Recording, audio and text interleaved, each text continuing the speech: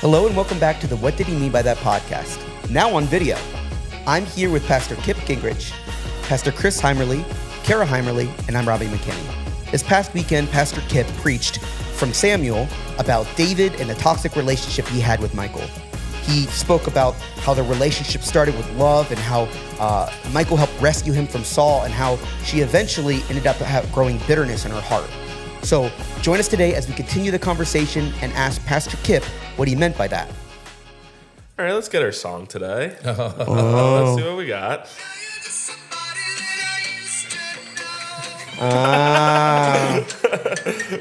Is it because this isn't actually Chris Callie and now he's just somebody we used to know? Yeah. No, I was tying it into the message, but well, Kip, we're happy to have you here. Well, thanks for having me. Yeah, and Cara. Hello. Hello.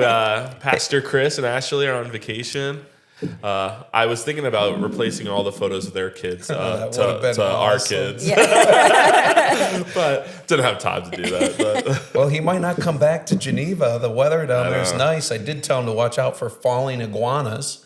It was so cold that the iguanas were falling out of the trees down there. Really? Goodness. Yeah, it was 40s. Wow. What a suffering. Suffering. Awesome. Kip, well, you preached this weekend? I think so. And you talked a lot about bitterness, right? How bitterness could cultivate in her heart. You made a statement that Michal got to a point that she despised David, and you tied that through you went through the history of them, right?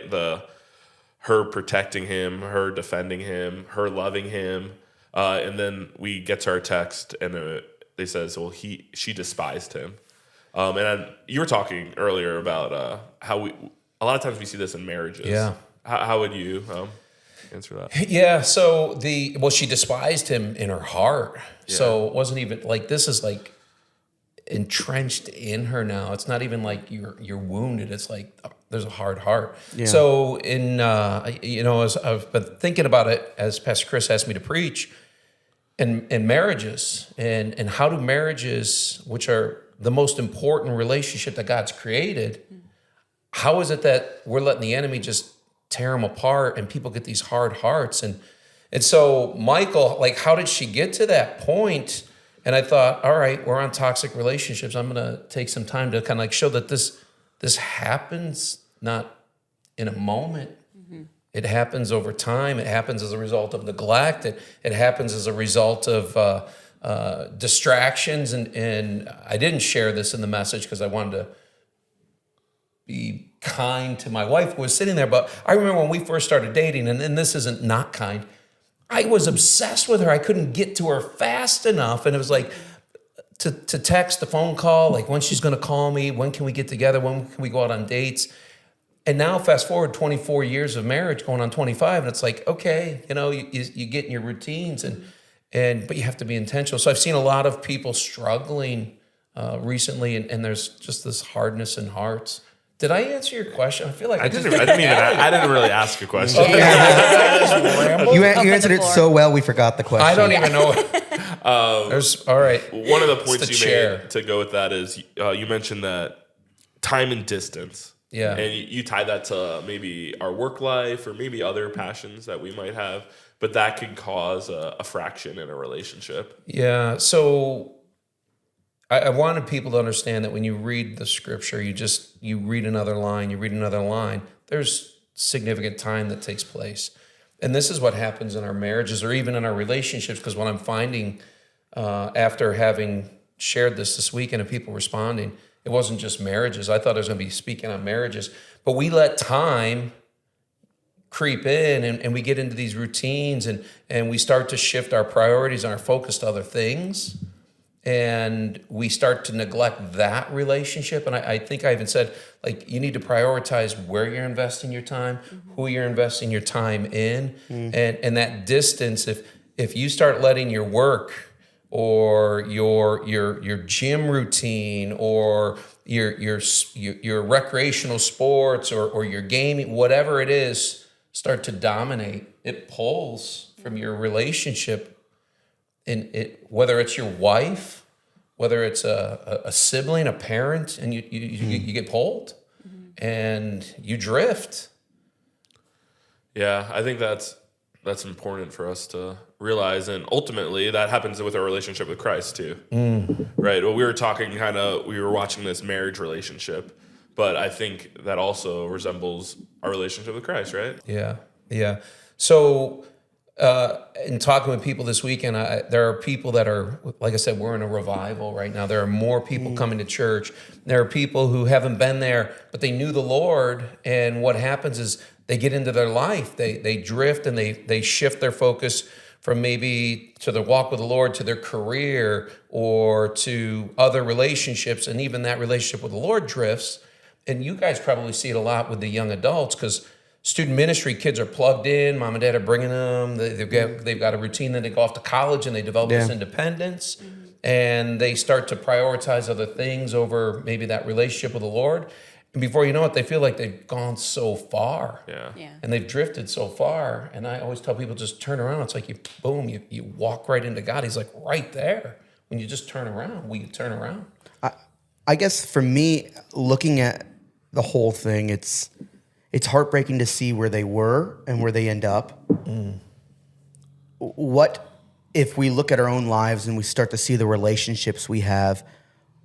Is there any way we can reverse from where they drifted apart, right? Could Micah have eventually remembered the love she had for David and broken through that bitter heart that she had? Yeah, so can you? Yeah, I believe you can, because we see that, and it doesn't happen outside of God's mercy and grace, because what happens, and I don't know if I hit it hard in all three services, but when people get wounded and that time happens and those hurts occur and they get these hard hearts, it's pride. It's pride. They've wounded me. They've hurt me. I deserve this. I don't deserve this. And I am not going to forgive them. And I'm going to hang on to this. And that's what we talk about all the time, right? When you're carrying hurts and you don't forgive people, you got to let it go. And I think ultimately, Robby, how do we do that? I think you need to reorient your own relationship with the Lord to realize how many times you've done that to God.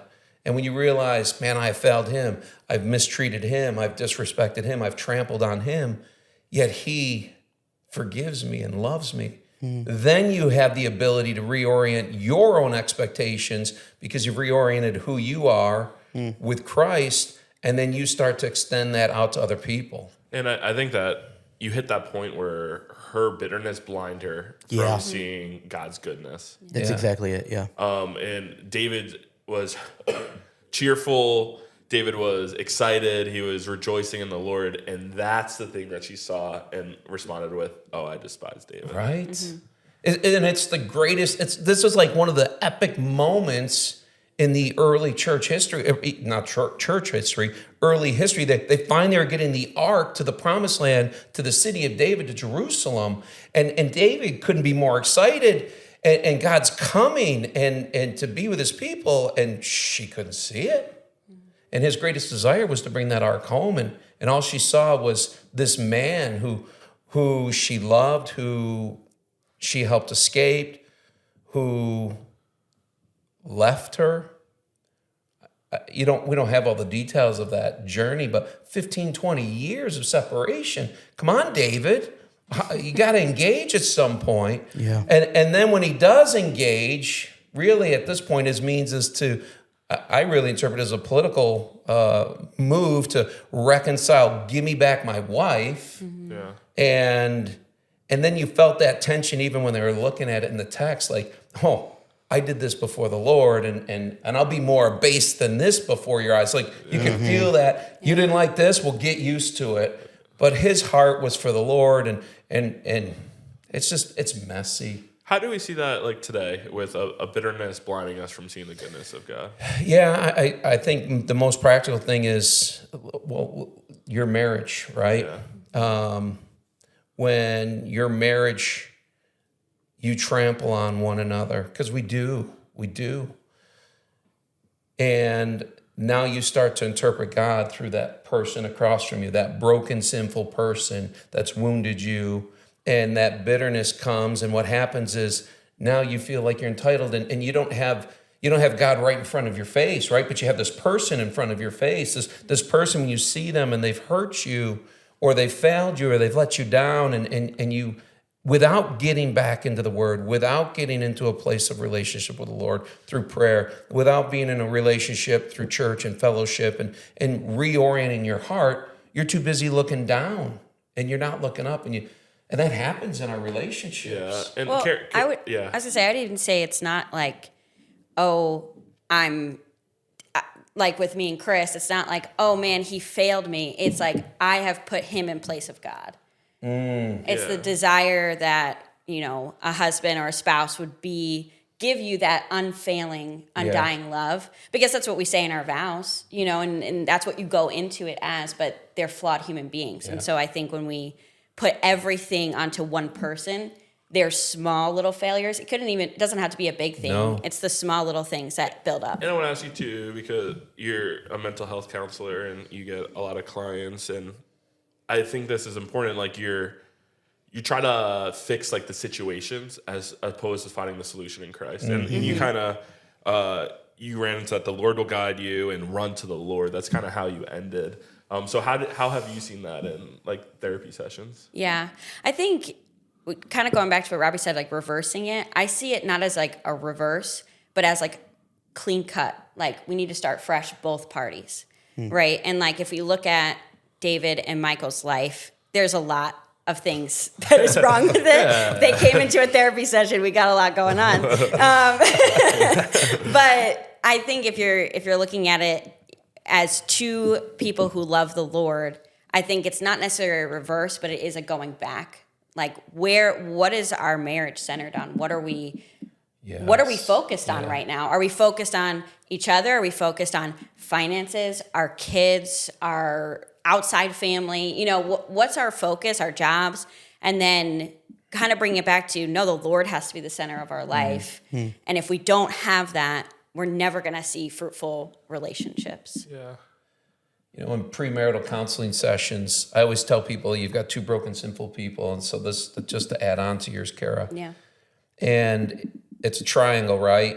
It's an equilateral triangle where Christ is at the top and your partner that you're getting married with, you're on the bottom ends. And you need to keep him as a priority. And as you grow closer to him, and the other person doesn't, you're the same distance apart. But if you're both growing closer together in Christ, you're growing closer together in intimacy in your relationship. So it comes back to him being that foundation 100%. And I like how you said, and Cara, that you said in your message is like, you can't interpret God by those relationships. Yeah. I think that is just an issue that we run into, that we're like, well, God's love, and I experienced love through my parents or my spouse, and that's what it is. And we have to go to how the Bible defines it as opposed to how we define it through our relationships. Because our relationships ultimately fail, and that's not the truth of what God's love is. Yeah. It's a flawed way. You could see that even in friendships, because friendship should be our community at church, right? Church as a whole, we're supposed to be like family. And you can see that a lot happening when we don't have Christ in the center and we're desiring other people to satisfy things that they're not going to be able to satisfy. So I think it goes outside of just being married. You see people leave churches, you see people leave friendships, people that have been friends for 20 plus years, something happens and it's because they've put all of their heart and soul into this. They've lost sight of what a real relationship needs. Yeah. If that makes sense. Yeah, and you ended your message, right? So what's the solution to all this? Yeah. Right? You mentioned that Isaiah text and that we need to run to the Lord. Yeah. How do we practically do that? How do we practically run to the Lord? I think it's choice. It's a daily. It's Paul, right? It's that. Am I going to pick up my old sinful nature, or am I going to choose to put on Colossians 3? Am I going to choose to put on the righteousness of God? You have to be dependent on him. He needs to be the first thing. He needs to be the last thing. I think we do that practically in the Word. I think we do that in godly relationships. I think we do that when you serve. I think really, Cara hit it. People have unrealistic expectations of other people, and they don't meet it. Mm-hmm. Yeah. And what they need to understand is what they're looking for comes from a heavenly creator who loves them so much. And that's why I really try to hit that agape love, like what that is. Yeah. You don't deserve it. You don't earn it. And you've got to experience it, and you have to get into a relationship with the Lord. For sure. If you don't prioritize that, these things distract you. We find ways to pull us, and we're asking people to give an hour of their time on the weekend for Sunday. It has to be more than just Sunday. It has to be more than Sunday. It's got to be daily.